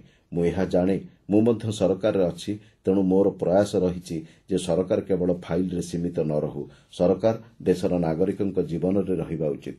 ସେମାନେ ଦଳିତ ହୁଅନ୍ତୁ, ଶୋଷିତ ହୁଅନ୍ତୁ କିମ୍ବା ବଞ୍ଚିତ ହୁଅନ୍ତୁ, ସରକାର ସେମାନଙ୍କ ପାଇଁ ସକ୍ରିୟ ଭାବରେ ସକାରାତ୍ମକ ହେବା ଉଚିତ। ସରକାର ଲୋକାଭିମୁଖୀ ହେବା ଉଚିତ। ଆମେ ସେହି ଦିଗରେ ନିରନ୍ତର ପ୍ରୟାସ କରୁଛୁ। ଯେଉଁଠାରେ ସରକାର ତୃଣମୂଳ ସ୍ତରରେ ଯୋଗ୍ୟ ବ୍ୟକ୍ତିଙ୍କ ପାଖରେ ପହଞ୍ଚି ପାରିବ, ସେ ଦିଗରେ ଆମେ କାର୍ଯ୍ୟ କରୁଛୁ। ଯେତେବେଳେ ଜନଧନ ଆକାଉଣ୍ଟ ଖୋଲାଗଲା, ଏହା କେବଳ ଏକ ବ୍ୟାଙ୍କ ଆକାଉଣ୍ଟ ଖୋଲିବା ବିଷୟରେ ନଥିଲା। ଏହା ଲୋକମାନଙ୍କୁ ଆତ୍ମସମ୍ମାନ ଦେଇଥିଲା। ଏହି ଅନୁଭବ ଦେଇଥିଲା ଯେ ବ୍ୟାଙ୍କ ଦ୍ୱାର ମୋ ପାଇଁ ମଧ୍ୟ ଖୋଲା ଅଛି। ମୁଁ ମଧ୍ୟ ବ୍ୟାଙ୍କ ଭିତରକୁ ଯାଇପାରିବି, ଟେବୁଲ ଉପରେ ହାତ ରଖି କଥା ହୋଇପାରିବି। ଏହି ଆତ୍ମବିଶ୍ୱାସ ଆମେ ସୃଷ୍ଟି କରିଛୁ। ଆୟୁଷ୍ମାନ ଭାରତ ଲୋକମାନଙ୍କୁ ନିରବରେ ରୋଗ ସହିବାର ଅଭ୍ୟାସରୁ ମୁକ୍ତ କରିଛି ଏବଂ ସେମାନଙ୍କୁ ଭଲ ସ୍ୱାସ୍ଥ୍ୟସେବା ପାଇବାରେ ସାହାଯ୍ୟ କରିଛି। ଯେତେବେଳେ ଆମେ ବରିଷ୍ଠ ନାଗରିକମାନଙ୍କୁ ସେମାନଙ୍କ ସ୍ୱାସ୍ଥ୍ୟ ଆବଶ୍ୟକତା ପାଇଁ 5 ଲକ୍ଷ ଟଙ୍କାର ଆର୍ଥିକ ସାହାଯ୍ୟ କଲୁ, ଏହା ସେମାନଙ୍କ କଲ୍ୟାଣ ପାଇଁ ଆମର ଚିନ୍ତାକୁ ଦର୍ଶାଉଛି। ଆଜି ପ୍ରଧାନମନ୍ତ୍ରୀ ଆବାସ ସହିତ 4 କୋଟି ଗରିବ ଲୋକ ଘର ପାଇଛନ୍ତି, ଅର୍ଥାତ୍ ସେମାନଙ୍କ ଜୀବନରେ ନୂତନ ସ୍ୱପ୍ନ ଉପୁଜିଛି। ବନ୍ଧୁଗଣ, ଏହା କେବଳ ଚାରିକାନ୍ଥ ନୁହେଁ। ରାସ୍ତାକଡ଼ ବ୍ୟବସାୟୀଙ୍କ ପାଇଁ ପ୍ରଧାନମନ୍ତ୍ରୀ ସ୍ୱନିଧି ଯୋଜନା ଅଛି। ଯେଉଁମାନେ ପୂର୍ବରୁ ଉଚ୍ଚ ସୁଧ ଦେବାରେ ସକ୍ଷମ ନଥିଲେ, ଏହି ଯୋଜନା ଏବେ ସେମାନଙ୍କୁ ମୁକ୍ତ ଭାବରେ ବ୍ୟବସାୟ କରିବାକୁ ସକ୍ଷମ କରିଛି। ଆପଣ ନିଶ୍ଚୟ ଦେଖିଥିବେ ଯେ ଆଜି ରାସ୍ତାକଡ଼ ବ୍ୟବସାୟୀ ମଧ୍ୟ ୟୁପିଆଇ ମାଧ୍ୟମରେ କାରବାର କରୁଛନ୍ତି। ଏହି ପରିବର୍ତ୍ତନ ଦର୍ଶାଉଛି ଯେ ସରକାର ସମାଜର ତୃଣମୂଳ ସ୍ତରର ବ୍ୟକ୍ତିଙ୍କ ଜୀବନରେ ଉପସ୍ଥିତ ରହିବା ଉଚିତ। ସେଥିପାଇଁ ତୃଣମୂଳ ସ୍ତରୀୟ ଯୋଜନାଗୁଡ଼ିକୁ ଡିଜାଇନ୍ କରାଯାଏ, କାର୍ଯ୍ୟକାରୀ କରାଯାଏ ଏବଂ ଯେତେବେଳେ ସେଗୁଡ଼ିକ ସାକାର ହୋଇଯାଏ, ସେତେବେଳେ ଏହା ଲୋକଙ୍କ ଜୀବନରେ ପରିବର୍ତ୍ତନ ଆଣିବା ପାଇଁ ଏକ ଶକ୍ତିଶାଳୀ ମାଧ୍ୟମ ହୋଇଯାଏ। ଗୋଟିଏ ସମୟ ଥିଲା ଯେତେବେଳେ ଗରିବ, ଦଳିତ, ଆଦିବାସୀ ସମ୍ପ୍ରଦାୟ, ବଞ୍ଚିତ, ଭିନ୍ନକ୍ଷମ ଏବଂ ଆମର ବିଧବା ମା ଓ ଭଉଣୀମାନଙ୍କୁ ସେମାନଙ୍କର ଅଧିକାର ପାଇଁ ଏକ ସ୍ଥାନରୁ ଅନ୍ୟ ସ୍ଥାନକୁ ବୁଲିବାକୁ ପଡ଼ୁଥିଲା। ସେମାନଙ୍କର ସମଗ୍ର ଜୀବନ ଗୋଟିଏ ସରକାରୀ କାର୍ଯ୍ୟାଳୟରୁ ଅନ୍ୟ କାର୍ଯ୍ୟାଳୟକୁ ଯିବା ପାଇଁ ବିତେଇବାକୁ ପଡ଼ୁଥିଲା। ଆଜି ସରକାର ଏକ ପରିପୂର୍ଣ୍ଣ ପଦ୍ଧତି ଆପଣଙ୍କ ଦ୍ୱାରଦେଶରେ ପହଞ୍ଚାଇ ପାରିଛନ୍ତି। କୋଟି କୋଟି ହିତାଧିକାରୀ ସରକାରୀ ଯୋଜନାର ଲାଭ ପାଉଛନ୍ତି ଏବଂ ପ୍ରତ୍ୟକ୍ଷ ଲାଭ ସ୍ଥାନାନ୍ତର ଏକ କ୍ରାନ୍ତିକାରୀ ପଦକ୍ଷେପ ହୋଇପାରିଛି। ବନ୍ଧୁଗଣ, ଦେଶ ଅନେକ ଥର ଗରିବୀ ହଟାଓର ସ୍ଲୋଗାନ ଶୁଣିଛି। ଲାଲକିଲ୍ଲାରୁ ମଧ୍ୟ ଏହି ସ୍ଲୋଗାନ ବାରମ୍ବାର ଶୁଣି ଭାରତ କ୍ଳାନ୍ତ ହୋଇଯାଇଛି। ଲୋକମାନେ ବିଶ୍ୱାସ କରିଥିଲେ ଯେ ଦାରିଦ୍ର୍ୟ ଦୂର ହୋଇପାରିବ ନାହିଁ। କିନ୍ତୁ ଯେତେବେଳେ ଆମେ ଗରିବଙ୍କ ଘରକୁ ସିଧାସଳଖ ଯୋଜନା ନେଇଯାଉ, ସେତେବେଳେ ଆମେ ସେମାନଙ୍କ ହୃଦୟରେ ବିଶ୍ୱାସ ସୃଷ୍ଟି କରୁ। ସେତେବେଳେ ମୋ ଦେଶର 25 କୋଟି ଗରିବ ଲୋକ ଦାରିଦ୍ର୍ୟକୁ ପରାସ୍ତ କରି ତାଠାରୁ ଉପରକୁ ଉଠି ଏକ ନୂତନ ଇତିହାସ ସୃଷ୍ଟି କରନ୍ତି। ଆଜି ଗତ 10 ବର୍ଷ ମଧ୍ୟରେ 25 କୋଟିରୁ ଅଧିକ ଗରିବ ଲୋକ ଦାରିଦ୍ର୍ୟରୁ ମୁକ୍ତ ହୋଇଛନ୍ତି। ମୋର ପ୍ରିୟ ଦେଶବାସୀଗଣ, ଖୁବ୍ ନିକଟ ଭବିଷ୍ୟତରେ ଆମେ ମହାନ ସମାଜ ସଂସ୍କାରକ ମହାତ୍ମା ଜ୍ୟୋତିବା ଫୁଲେଙ୍କ 200ତମ ଜନ୍ମବାର୍ଷିକୀ ପାଳନ କରିବାକୁ ଯାଉଛୁ। ମହାତ୍ମା ଜ୍ୟୋତିବା ଫୁଲେଙ୍କ ନୀତି ଏବଂ ସେ ଆମକୁ ଦେଇଥିବା ମନ୍ତ୍ର ଆମ ପାଇଁ ପ୍ରେରଣା ବହନ କରେ। ପଛୁଆଙ୍କୁ ପ୍ରାଥମିକତା ମନ୍ତ୍ର। ପଛୁଆଙ୍କୁ ପ୍ରାଥମିକତା ଦେଇ ଆମେ ପରିବର୍ତ୍ତନର ଶିଖରରେ ପହଞ୍ଚିବାକୁ ଚାହୁଁଛୁ। ଆମେ ଏଥିପାଇଁ ଆମର ସର୍ବୋତ୍ତମ ପ୍ରୟାସ କରିବାକୁ ଚାହୁଁଛୁ। ବନ୍ଧୁଗଣ, ରାସ୍ତାକଡ଼ ବ୍ୟବସାୟୀଙ୍କ ପାଇଁ ପ୍ରଧାନମନ୍ତ୍ରୀ ସ୍ୱନିଧି ଯୋଜନା ହେଉ, ଆମର କୁଶଳୀ କାରିଗରଙ୍କ ପାଇଁ ବିଶ୍ୱକର୍ମା ଯୋଜନା ହେଉ, ଆଦିବାସୀ ସମ୍ପ୍ରଦାୟ ମଧ୍ୟରେ ମଧ୍ୟ ବଞ୍ଚିତ ଲୋକଙ୍କ ପାଇଁ ପ୍ରଧାନମନ୍ତ୍ରୀ ଜନମାନ ଯୋଜନା ହେଉ କିମ୍ବା ପୂର୍ବ ଭାରତକୁ ବିକାଶରେ ଦେଶର ଅନ୍ୟାନ୍ୟ ଅଂଶ ସହିତ ସମକକ୍ଷ କରିବା ଏବଂ ନେତୃତ୍ୱ ସୁଯୋଗ ଦେବା ପାଇଁ ଆମର ପ୍ରୟାସ ହେଉ, ଆମେ କେବଳ ସାମାଜିକ ଭାବରେ ପଛୁଆ ଗୋଷ୍ଠୀମାନଙ୍କ ସହିତ ଚିନ୍ତିତ ନୁହେଁ, ଆମେ ପଛୁଆ ଅଞ୍ଚଳଗୁଡ଼ିକୁ ମଧ୍ୟ ପ୍ରାଥମିକତା ଦେବାକୁ ଚାହୁଁଛୁ। ଆମେ ପଛରେ ପଡ଼ିଥିବା ଜିଲ୍ଲାଗୁଡ଼ିକୁ ପ୍ରାଥମିକତା ଦେବାକୁ ଚାହୁଁଛୁ। ଆମେ 100 ଆକାଂକ୍ଷୀ ଜିଲ୍ଲା ଏବଂ 500 ଆକାଂକ୍ଷୀ ବ୍ଲକ ପାଇଁ ସମାନ ମିଶନ କାର୍ଯ୍ୟକାରୀ କରୁଛୁ। ପୂର୍ବ ଭାରତର ବିକାଶ ପାଇଁ ଆମେ ହଜାର ହଜାର କୋଟି ଟଙ୍କାର ଭିତ୍ତିଭୂମି ପ୍ରକଳ୍ପ ଉପରେ ଗୁରୁତ୍ୱ ଦେଉଛୁ, ଯାହାର ଲକ୍ଷ୍ୟ ହେଉଛି ସେଠାରେ ଜୀବନକୁ ପରିବର୍ତ୍ତନ କରିବା ଏବଂ ଏହି ଅଞ୍ଚଳକୁ ଦେଶର ବିକାଶ ଯାତ୍ରାରେ ସକ୍ରିୟ ଅଂଶଗ୍ରହଣକାରୀ କରିବା। ବନ୍ଧୁଗଣ, କ୍ରୀଡ଼ାକୁ ପ୍ରୋତ୍ସାହିତ କରିବା ପାଇଁ ଆମେ ଜାତୀୟ କ୍ରୀଡ଼ାନୀତି ଆଣିଛୁ। ଅନେକ ଦଶନ୍ଧି ପରେ ଆମ ଦେଶରେ ଖେଲୋ ଇଣ୍ଡିଆ ନୀତି ପ୍ରଣୟନ କରିଛୁ, ଯାହାଦ୍ୱାରା କ୍ରୀଡ଼ା କ୍ଷେତ୍ରର ବିକାଶ ପାଇଁ ଏକ ବ୍ୟାପକ ପ୍ରୟାସ ହୋଇପାରିଛି। ସ୍କୁଲରୁ ଅଲିମ୍ପିକ୍ସ ପର୍ଯ୍ୟନ୍ତ ଆମେ ଏକ ସମ୍ପୂର୍ଣ୍ଣ ଇକୋସିଷ୍ଟମ୍ ବିକଶିତ କରିବାକୁ ଚାହୁଁଛୁ। ଏହା ସମ୍ପୂର୍ଣ୍ଣ ଇକୋସିଷ୍ଟମ୍କୁ ଦୂରଦୂରାନ୍ତର ଅଞ୍ଚଳର ପିଲାମାନଙ୍କ ପାଖରେ ମଧ୍ୟ ଆମେ ପହଞ୍ଚାଇବାକୁ ଚାହୁଁଛୁ। ବନ୍ଧୁଗଣ, ଯେତେବେଳେ ମୁଁ ଫିଟନେସ୍ ବିଷୟରେ କହୁଛି, ଖେଳ ବିଷୟରେ କହୁଛି, ମୁଁ ଆପଣଙ୍କ ସମ୍ମୁଖରେ ଏକ ଚିନ୍ତାର ବିଷୟ ରଖିବାକୁ ଚାହୁଁଛି। ଆମ ଦେଶରେ ପ୍ରତ୍ୟେକ ପରିବାର ଏହାକୁ ଗମ୍ଭୀରତାର ସହିତ ନେବା ଉଚିତ। ମେଦବହୁଳତା ଆମ ଦେଶ ପାଇଁ ଏକ ଅତ୍ୟନ୍ତ ଗମ୍ଭୀର ସଙ୍କଟ ପାଲଟିଛି। ବିଶେଷଜ୍ଞମାନେ କୁହନ୍ତି ଯେ ଆଗାମୀ ବର୍ଷଗୁଡ଼ିକରେ ପ୍ରତି 3 ଜଣଙ୍କ ମଧ୍ୟରୁ ଜଣେ ମେଦବହୁଳତାର ଶିକାର ହେବେ। ଆମକୁ ମେଦବହୁଳତାରୁ ନିଜକୁ ରକ୍ଷା କରିବାକୁ ପଡ଼ିବ। ମୁଁ ଗୋଟିଏ ଛୋଟ ପରାମର୍ଶ ଦେଇଥିଲି। ପ୍ରତ୍ୟେକ ପରିବାର ସଂକଳ୍ପ ନେବା ଉଚିତ ଯେ ଯେତେବେଳେ ଘରେ ରୋଷେଇ ତେଲର ବ୍ୟବହାର ସାଧାରଣ ଅପେକ୍ଷା 10% କମ୍ ହେବା ଉଚିତ। ଏପରି କରି ଆମେ ମେଦବହୁଳତା ବିରୁଦ୍ଧରେ ଲଢ଼େଇରେ ଆମର ଯୋଗଦାନ ଦେଇପାରିବୁ। मोर प्रिय देशवासीगण आम देश भाग्यवान आमे हजार हजार वर्ष पुराणा ऐतिह्यर उत्तराधिकारी ଯେଉଁଠାରୁ ଆମେ ନିରନ୍ତର ଶକ୍ତି ପ୍ରେରଣା ଏବଂ ତ୍ୟାଗ ଓ ତପସ୍ୟାର ପଥ ଆଣିଛୁ। ଏହି ବର୍ଷ ଗୁରୁ ତେଗ୍ ବାହାଦୁର ଜୀଙ୍କ 350ତମ ଶହୀଦ ବାର୍ଷିକୀ, ଯିଏ ଆମର ସଂସ୍କୃତି ଏବଂ ମୂଲ୍ୟବୋଧର ସୁରକ୍ଷା ପାଇଁ ସର୍ବସ୍ୱ ଉତ୍ସର୍ଗ କରିଥିଲେ। ଆଜି ମୁଁ ତାଙ୍କୁ ଶ୍ରଦ୍ଧାଞ୍ଜଳି ଜଣାଇ ପ୍ରଣାମ କରୁଛି। ବନ୍ଧୁଗଣ, ଆମ ସଂସ୍କୃତିର ଶକ୍ତି ଆମର ବିବିଧତାରେ ନିହିତ। ଆମେ ବିବିଧତାକୁ ପାଳନ କରିବାକୁ ଚାହୁଁ, ବିବିଧତାକୁ ପାଳନ କରିବାର ଅଭ୍ୟାସକୁ ବିକଶିତ କରିବାକୁ ଚାହୁଁ। ଏହା ଆମର ଗର୍ବର କଥା ଯେ ଭାରତ ମା ଏକ ଚମତ୍କାର ଉଦ୍ୟାନ ପରି ଅଗଣିତ ପ୍ରକାରର ଫୁଲରେ ସଜ୍ଜିତ। ପ୍ରତ୍ୟେକ ଫୁଲ ତାଙ୍କର ସମୃଦ୍ଧ ବିବିଧତାକୁ ଆହୁରି ବୃଦ୍ଧି କରୁଛି। ଏହି ବିବିଧତା ଆମର ମହାନ ଐତିହ୍ୟ ଏବଂ ଆମର ମହାନ ଗର୍ବ। ଆମେ ପ୍ରୟାଗରାଜର ମହାକୁମ୍ଭରେ ଦେଖିଛୁ ଯେ କିପରି ଭାରତର ବିବିଧତା ବଞ୍ଚିଛି। କୋଟି କୋଟି ଲୋକ ଗୋଟିଏ ଭାବନାରେ, ଗୋଟିଏ ଆତ୍ମାରେ, ଗୋଟିଏ ପ୍ରୟାସରେ ଏକତ୍ରିତ ହୋଇପାରିଥିଲେ, ଯାହା ବିଶ୍ୱକୁ ପ୍ରକୃତିରେ ଆଶ୍ଚର୍ଯ୍ୟଜନକ ମନେ ହୁଏ। ମହାକୁମ୍ଭର ସଫଳତା ଭାରତର ଏକତା ଏବଂ ଶକ୍ତିର ଏକ ଜ୍ୱଳନ୍ତ ପ୍ରମାଣ। ବନ୍ଧୁଗଣ, ଆମ ଦେଶ ଭାଷାଗତ ବିବିଧତାରେ ପରିପୂର୍ଣ୍ଣ। ସେଥିପାଇଁ ଆମେ ମରାଠୀ, ଆସାମୀ, ବଙ୍ଗଳା, ପାଲି ଏବଂ ପ୍ରାକୃତିକୁ ଶାସ୍ତ୍ରୀୟ ଭାଷାର ମାନ୍ୟତା ପ୍ରଦାନ କରିଛୁ। ମୋ ମତରେ ଆମର ଭାଷାଗୁଡ଼ିକ ଯେତେ ବିକଶିତ ହେବ, ସେଗୁଡ଼ିକ ସେତିକି ସମୃଦ୍ଧ ହୋଇପାରିବ ଏବଂ ଆମ ସମଗ୍ର ଜ୍ଞାନ ବ୍ୟବସ୍ଥା ଆହୁରି ଶକ୍ତିଶାଳୀ ହୋଇପାରିବ। ଏହା ଆମର ଶକ୍ତି ଏବଂ ଆଜିର ତଥ୍ୟ ଯୁଗରେ ଏହା ବିଶ୍ୱ ପାଇଁ ଏକ ମହାନ ଶକ୍ତି ମଧ୍ୟ ହୋଇପାରେ, କାରଣ ଏହା ଆମ ଭାଷାଗୁଡ଼ିକର ଶକ୍ତି। ଆମକୁ ଆମର ସମସ୍ତ ଭାଷା ପାଇଁ ଗର୍ବ କରିବାକୁ ହେବ ଏବଂ ପ୍ରତ୍ୟେକଙ୍କୁ ସେମାନଙ୍କର ବିକାଶରେ ଯୋଗଦାନ ଦେବାକୁ ପଡ଼ିବ। ବନ୍ଧୁଗଣ, ଆମର ପାଣ୍ଡୁଲିପିରେ ଜ୍ଞାନର ବିଶାଳ ଭଣ୍ଡାର ରହିଛି, ତଥାପି ସେଗୁଡ଼ିକ ପ୍ରତି ଆମର ଉଦାସୀନତା ରହିଛି। ଜ୍ଞାନ ଭାରତ ମିଶନ ଅଧୀନରେ ଆମେ ଏବେ ସମଗ୍ର ଦେଶରେ ହାତଲେଖା, ପାଣ୍ଡୁଲିପି ଏବଂ ଶତାବ୍ଦୀ ପୁରୁଣା ଦଲିଲଗୁଡ଼ିକୁ ଖୋଜିବା ଏବଂ ଭବିଷ୍ୟତ ପିଢ଼ି ପାଇଁ ସେମାନଙ୍କର ଜ୍ଞାନର ଭଣ୍ଡାରକୁ ସଂରକ୍ଷଣ କରିବା ପାଇଁ ଆଜିର ପ୍ରଯୁକ୍ତିବିଦ୍ୟା ବ୍ୟବହାର କରିବା ପାଇଁ କାର୍ଯ୍ୟ କରୁଛୁ। ମୋର ପ୍ରିୟ ଦେଶବାସୀଗଣ, ଆମର ସ୍ପଷ୍ଟ ବିଶ୍ୱାସ ଯେ ଏହି ଦେଶ କେବଳ ସରକାର ଦ୍ୱାରା ନିର୍ମିତ ନୁହେଁ, ଏହା କେବଳ ରାଷ୍ଟ୍ର କ୍ଷମତାର ଲଗାମ ଧରିଥିବା ଲୋକଙ୍କ ଦ୍ୱାରା ନିର୍ମିତ ନୁହେଁ, ଏହା କେବଳ ଶାସନ ପରିଚାଳନା କରୁଥିବା ଲୋକଙ୍କ ଦ୍ୱାରା ପରିଚାଳିତ ହେଉ ନାହିଁ। ଏହି ଦେଶ କୋଟି କୋଟି ଲୋକଙ୍କ ପରିଶ୍ରମ ଦ୍ୱାରା ନିର୍ମିତ। ଋଷି, ସନ୍ଥ, ବୈଜ୍ଞାନିକ, ଶିକ୍ଷକ, କୃଷକ, ସୈନିକ, ଶ୍ରମିକ ପ୍ରତ୍ୟେକଙ୍କ ପ୍ରୟାସ ରାଷ୍ଟ୍ର ନିର୍ମାଣରେ ଯୋଗଦାନ ଦେଉଛି। ଯୋଗଦାନ ବ୍ୟକ୍ତିବିଶେଷ ଏବଂ ଅନୁଷ୍ଠାନରୁ ସମାନ ଭାବରେ ଆସେ। ଆଜି ବଡ଼ ଗର୍ବର ସହିତ ମୁଁ ଏପରି ଏକ ଅନୁଷ୍ଠାନର ଉଲ୍ଲେଖ କରିବାକୁ ଚାହୁଁଛି। 100 ବର୍ଷ ପୂର୍ବେ ରାଷ୍ଟ୍ରୀୟ ସ୍ୱୟଂସେବକ ସଂଘ ପ୍ରତିଷ୍ଠିତ ହୋଇଥିଲା। ରାଷ୍ଟ୍ର ପ୍ରତି ଏହା 100 ବର୍ଷର ସେବା ଏକ ଗର୍ବିତ ଏବଂ ସୁବର୍ଣ୍ଣ ଅଧ୍ୟାୟକୁ ସୂଚାଇଥାଏ। ଚରିତ୍ର ନିର୍ମାଣ ମାଧ୍ୟମରେ ରାଷ୍ଟ୍ର ନିର୍ମାଣର ସଂକଳ୍ପ ସହିତ ମା ଭାରତୀଙ୍କ ସେବା କରିବା ଲକ୍ଷ୍ୟରେ ସ୍ୱୟଂସେବକମାନେ 1 ଶତାବ୍ଦୀ ଧରି ମାତୃଭୂମିର କଲ୍ୟାଣ ପାଇଁ ନିଜ ଜୀବନ ଉତ୍ସର୍ଗ କରିଛନ୍ତି। ସେବା, ସମର୍ପଣ, ସଂଗଠନ ଏବଂ ଅତୁଳନୀୟ ଶୃଙ୍ଖଳା ଏଗୁଡ଼ିକ ଏହାର ବିଶେଷତ୍ୱ। ଏକ ଅର୍ଥରେ ରାଷ୍ଟ୍ରୀୟ ସ୍ୱୟଂସେବକ ସଂଘ ବିଶ୍ୱର ସର୍ବବୃହତ୍ ସଂଘ, ଯାହା 1 ଶତାବ୍ଦୀ ଧରି ଦେଶ ମାତୃକା ପ୍ରତି ସମର୍ପିତ ହେବାର ଇତିହାସ ରଚିଛି। ଆଜି ଲାଲକିଲ୍ଲାର ପ୍ରାଚୀରରୁ ମୁଁ ସମସ୍ତ ସ୍ୱୟଂସେବକଙ୍କୁ ପ୍ରଣାମ କରୁଛି, ଯେଉଁମାନେ ଏହି ଶତାବ୍ଦୀ ଧରି ଜାତୀୟ ସେବାର ଯାତ୍ରାରେ ଯୋଗଦାନ ଦେଇଛନ୍ତି ଏବଂ ରାଷ୍ଟ୍ରୀୟ ସ୍ୱୟଂସେବକ ସଂଘର ଏହି ମହାନ ଏବଂ ଉତ୍ସର୍ଗୀକୃତ ଯାତ୍ରା ପାଇଁ ଗର୍ବ କରୁଛି, ଯାହା ଆମକୁ ପ୍ରେରଣା ଦେଇ ଚାଲିବ। ମୋର ପ୍ରିୟ ଦେଶବାସୀଗଣ, ଆମେ ସମୃଦ୍ଧି ଆଡ଼କୁ ଅଗ୍ରସର ହେଉଛୁ, କିନ୍ତୁ ସମୃଦ୍ଧିର ରାସ୍ତା ସୁରକ୍ଷା ମଧ୍ୟ ଦେଇ ଗତି କରେ। ଗତ 11 ବର୍ଷ ଧରି ଆମେ ଜାତୀୟ ସୁରକ୍ଷା, ରାଷ୍ଟ୍ରର ସୁରକ୍ଷା ଏବଂ ନାଗରିକଙ୍କ ସୁରକ୍ଷା ପାଇଁ ସମ୍ପୂର୍ଣ୍ଣ ସମର୍ପଣର ସହିତ କାର୍ଯ୍ୟ କରିଛୁ।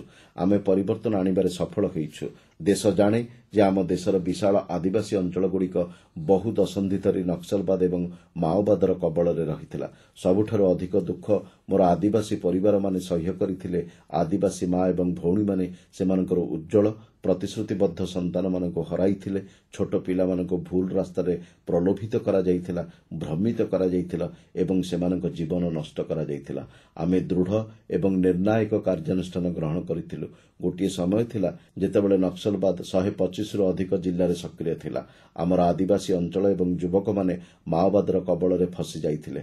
ଆଜି ଆମେ ସେହି ସଂଖ୍ୟାକୁ 125ରୁ ଅଧିକ ଜିଲ୍ଲାରୁ 20କୁ ହ୍ରାସ କରିଛୁ। ଏହା ହେଉଛି ଆମର ଆଦିବାସୀ ସମ୍ପ୍ରଦାୟ ପାଇଁ ଆମେ କରିଥିବା ସର୍ବଶ୍ରେଷ୍ଠ ସେବା। ଗୋଟିଏ ସମୟ ଥିଲା ଯେତେବେଳେ ବସ୍ତରରେ ମାଓବାଦୀ ଏବଂ ନକ୍ସଲବାଦୀ ବୋମା ଓ ବନ୍ଧୁକର ଶବ୍ଦ ଶୁଣାଯାଉଥିଲା। ଆଜି ମାଓବାଦ ଏବଂ ନକ୍ସଲବାଦରୁ ମୁକ୍ତ ହେବା ପରେ ବସ୍ତର ଯୁବକମାନେ ଅଲିମ୍ପିକ୍ସରେ ଅଂଶଗ୍ରହଣ କରୁଛନ୍ତି। ହଜାର ହଜାର ଯୁବକ ଭାରତ ମାତା କି ଜୟ ନାରା ଦେଇ କ୍ରୀଡ଼ା କ୍ଷେତ୍ରରେ ପ୍ରବେଶ କରୁଛନ୍ତି ଏବଂ ସମଗ୍ର ପରିବେଶ ଉତ୍ସାହରେ ପରିପୂର୍ଣ୍ଣ ହେଉଛି। ଦେଶ ଏହି ପରିବର୍ତ୍ତନର ସାକ୍ଷୀ ରହିଛି। ଲାଲ କରିଡର ଭାବରେ ପରିଚିତ ଅଞ୍ଚଳଗୁଡ଼ିକ ଏବେ ସବୁଜ ବିକାଶର କରିଡର ହୋଇ ଉଠିଛି। ଏହା ଆମ ପାଇଁ ଗର୍ବର ବିଷୟ। ଭାରତର ମାନଚିତ୍ରରେ ଯେଉଁ ଅଂଶଗୁଡ଼ିକ ରକ୍ତର ଲାଲ ରଙ୍ଗରେ ରଙ୍ଗାୟିତ ହୋଇଥିଲା, ଆମେ ଏବେ ସେଠାରେ ସମ୍ବିଧାନ, ଆଇନର ଶାସନ ଏବଂ ବିକାଶର ତ୍ରିରଙ୍ଗା ଉଡ଼ାଉଛୁ। ମୋର ପ୍ରିୟ ଦେଶବାସୀଗଣ, ଦେଶ ପାଳନ କରୁଛି ଭଗବାନ ବିର୍ସା ମୁଣ୍ଡାଙ୍କ 150ତମ ଜନ୍ମବାର୍ଷିକୀ। ଏହି ଆଦିବାସୀ ଅଞ୍ଚଳଗୁଡ଼ିକୁ ନକ୍ସଲବାଦରୁ ମୁକ୍ତ କରି ଏବଂ ମୋ ଆଦିବାସୀ ପରିବାରର ଯୁବକମାନଙ୍କ ଜୀବନ ରକ୍ଷା କରି ଆମେ ତାଙ୍କ ପ୍ରତି ପ୍ରକୃତ ଶ୍ରଦ୍ଧାଞ୍ଜଳି ଅର୍ପଣ କରୁଛୁ। ମୋର ପ୍ରିୟ ଦେଶବାସୀଗଣ, ଆଜି ମୁଁ ଦେଶକୁ ଏକ ଗମ୍ଭୀର ଚିନ୍ତା ଏବଂ ଆହ୍ୱାନ ବିଷୟରେ ଚେତାବନୀ ଦେବାକୁ ଚାହୁଁଛି। ଏକ ସୁଚିନ୍ତିତ ଷଡ଼ଯନ୍ତ୍ରର ଅଂଶ ଭାବରେ ଦେଶର ଜନସଂଖ୍ୟାକୁ ପରିବର୍ତ୍ତନ କରାଯାଉଛି। ଏକ ନୂତନ ସଙ୍କଟର ମଞ୍ଜି ବୁଣାଯାଉଛି। ଅନୁପ୍ରବେଶକାରୀମାନେ ଆମର ଯୁବପିଢ଼ିଙ୍କ ଜୀବିକା ଛଡ଼ାଇ ନେଉଛନ୍ତି। ଅନୁପ୍ରବେଶକାରୀମାନେ ଆମର ଭଉଣୀ ଏବଂ ଝିଅମାନଙ୍କୁ ଟାର୍ଗେଟ୍ କରୁଛନ୍ତି। ଏହାକୁ ସହ୍ୟ କରାଯିବ ନାହିଁ। ଏହି ଅନୁପ୍ରବେଶକାରୀମାନେ ନିରୀହ ଆଦିବାସୀମାନଙ୍କୁ ଭ୍ରମିତ କରୁଛନ୍ତି ଏବଂ ସେମାନଙ୍କ ଜମି ଦଖଲ କରୁଛନ୍ତି। ଦେଶ ଏହାକୁ କଦାପି ସହ୍ୟ କରିବ ନାହିଁ।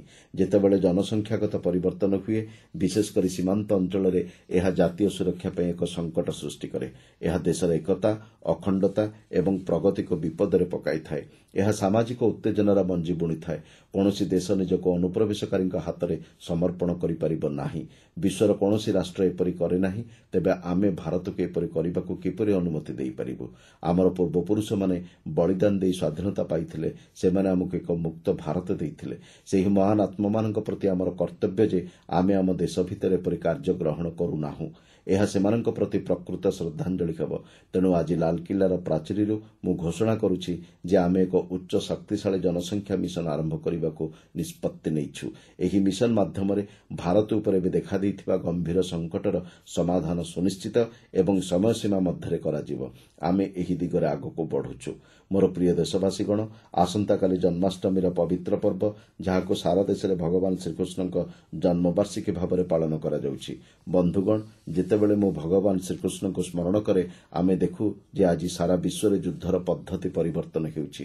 ଆମେ ଦେଖୁଛୁ ଯେ ଭାରତ ପ୍ରତ୍ୟେକ ନୂତନ ଯୁଦ୍ଧ ପଦ୍ଧତିକୁ ପରିଚାଳନା କରିବାରେ ସକ୍ଷମ। ଆମେ ଅପରେସନ ସିନ୍ଦୁରରେ ଆମ ପ୍ରଯୁକ୍ତିବିଦ୍ୟାର ସ୍ୱତନ୍ତ୍ରତା ସାରା ବିଶ୍ୱକୁ ଦେଖାଇ ସାରିଛୁ। ପାକିସ୍ତାନ ଆମର ସାମରିକ ଘାଟି, ଆମର ବାୟୁସେନା ଘାଟି, ଆମର ସମ୍ବେଦନଶୀଳ ସ୍ଥାନ, ଆମର ପୂଜାସ୍ଥଳ, ଆମର ନାଗରିକଙ୍କୁ ଅଗଣିତ ସଂଖ୍ୟାରେ କ୍ଷେପଣାସ୍ତ୍ର ଏବଂ ଡ୍ରୋନ୍ ସାହାଯ୍ୟରେ ଆକ୍ରମଣ କରିଛି। ଦେଶ ଏହା ଦେଖିଛି। କିନ୍ତୁ ଗତ 10 ବର୍ଷରେ ଦେଶକୁ ସୁରକ୍ଷିତ ରଖିବା ପାଇଁ ଯେଉଁ ପ୍ରୟାସ କରାଯାଇଥିଲା, ସେହି ଶକ୍ତିର ପରିଣାମ ହେଲା ଯେ ସେମାନଙ୍କର ପ୍ରତ୍ୟେକ ଆକ୍ରମଣକୁ ଆମର ସାହସୀ ସୈନିକ ଏବଂ ଆମର ପ୍ରଯୁକ୍ତିବିଦ୍ୟା ପରାସ୍ତ କରିଥିଲା। ସେମାନେ ସାମାନ୍ୟତମ କ୍ଷତି ମଧ୍ୟ କରିପାରିନଥିଲେ। ଯେତେବେଳେ ଯୁଦ୍ଧକ୍ଷେତ୍ରରେ ପ୍ରଯୁକ୍ତିବିଦ୍ୟା ବିସ୍ତାର ହେଉଛି, ପ୍ରଯୁକ୍ତିବିଦ୍ୟା ପ୍ରମୁଖ ଭୂମିକା ଗ୍ରହଣ କରୁଛି, ସେତେବେଳେ ରାଷ୍ଟ୍ରର ସୁରକ୍ଷା ପାଇଁ, ଦେଶର ନାଗରିକଙ୍କ ସୁରକ୍ଷା ପାଇଁ ଆମେ ଯେଉଁ ବିଶେଷଜ୍ଞତା ହାସଲ କରିଛୁ, ତାହାକୁ ଆହୁରି ବ୍ୟାପକ କରିବାକୁ ପଡ଼ିବ। ଆଜି ଆମେ ଯେଉଁ ପ୍ରବଣତା ସହିତ ହାସଲ କରିଛୁ, ତାହାକୁ ନିରନ୍ତର ଉନ୍ନତ କରିବାକୁ ପଡ଼ିବ। ତେଣୁ ବନ୍ଧୁଗଣ, ମୁଁ ଏକ ପ୍ରତିଜ୍ଞା ନେଇଛି। ମୋତେ ଆପଣମାନଙ୍କର ଆଶୀର୍ବାଦ ଦରକାର।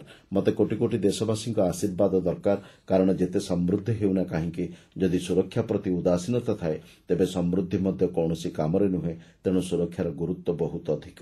ସେଥିପାଇଁ ମୁଁ ଆଜି ଲାଲକିଲ୍ଲାର ପ୍ରାଚୀରରୁ କହୁଛି ଯେ ଆଗାମୀ 10 ବର୍ଷ ମଧ୍ୟରେ 2035 ସୁଦ୍ଧା ଦେଶର ସମସ୍ତ ଗୁରୁତ୍ୱପୂର୍ଣ୍ଣ ସ୍ଥାନ, ଯେଉଁଥିରେ ରଣନୈତିକ, ସାଧାରଣ ଅଞ୍ଚଳ, ଯେପରିକି ହସ୍ପିଟାଲ, ରେଳବାଇ, ଯେକୌଣସି ବିଶ୍ୱାସର କେନ୍ଦ୍ର ଅନ୍ତର୍ଭୁକ୍ତ, ପ୍ରଯୁକ୍ତିର ନୂତନ ପ୍ଲାଟଫର୍ମ ମାଧ୍ୟମରେ ସମ୍ପୂର୍ଣ୍ଣ ସୁରକ୍ଷା କବଚ ପ୍ରଦାନ କରାଯିବ। ଏହି ସୁରକ୍ଷା କବଚ ବିସ୍ତାର ହେବା ଉଚିତ। ଦେଶର ପ୍ରତ୍ୟେକ ନାଗରିକ ସୁରକ୍ଷିତ ଅନୁଭବ କରିବା ଉଚିତ।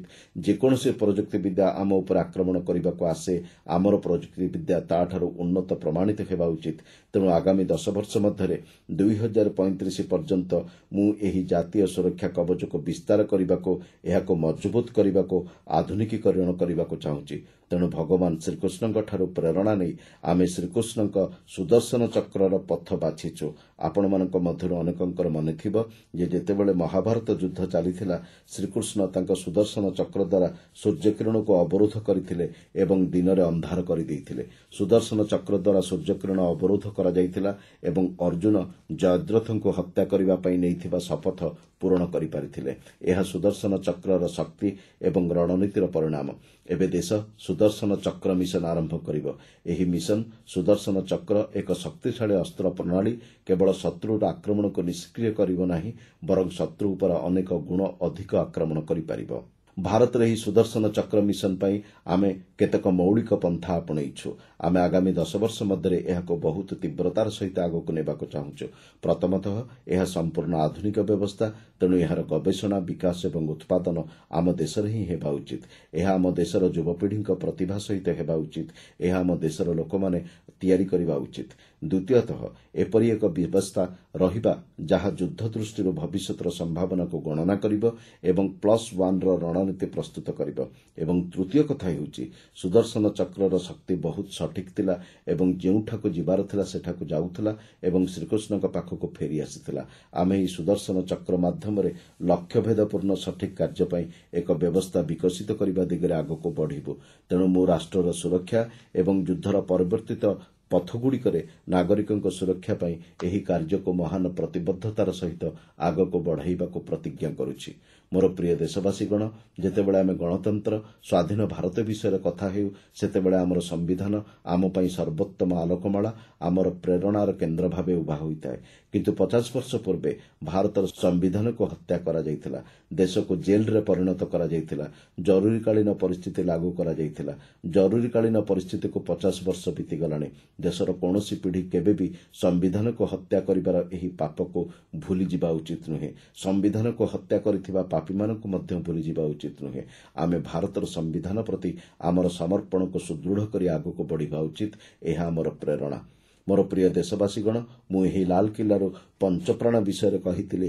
ଆଜି ମୁଁ ଲାଲକିଲ୍ଲାରୁ ପୁଣି ଥରେ ମୋର ଦେଶବାସୀଙ୍କୁ ମନେ ପକାଇବାକୁ ଚାହୁଁଛି, ଏକ ବିକଶିତ ଭାରତ ନିର୍ମାଣ ପାଇଁ ଆମେ ଅଟକିବୁ ନାହିଁ କିମ୍ବା ମୁଣ୍ଡ ନୁଆଇବୁ ନାହିଁ। ଆମେ କଠିନ ପରିଶ୍ରମ କରିବୁ ଏବଂ 2047 ଆମ ଆଖି ଆଗରେ ଏକ ବିକଶିତ ଭାରତ ନିର୍ମାଣ କରିବୁ।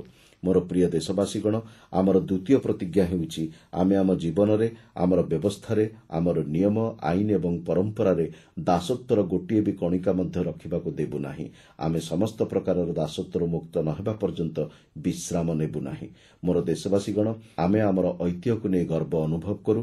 ଆମର ପରିଚୟର ସବୁଠାରୁ ବଡ଼ ଅଳଙ୍କାର, ସବୁଠାରୁ ବଡ଼ ମୁକୁଟମଣି ହେଉଛି ଆମର ଐତିହ୍ୟ। ଆମେ ଆମର ଐତିହ୍ୟକୁ ନେଇ ଗର୍ବିତ। ମୋର ପ୍ରିୟ ଦେଶବାସୀଗଣ, ଏସବୁ ମଧ୍ୟରୁ ଏକଥା ହେଉଛି ସବୁଠାରୁ ଶକ୍ତିଶାଳୀ ମନ୍ତ୍ର। ତେଣୁ ଏହା ଆମର ସାମୂହିକ ସଂକଳ୍ପ ହେବ ଯେ କେହି ଏକତାର ସୂତ୍ରକୁ ଭାଙ୍ଗି ପାରିବେ ନାହିଁ।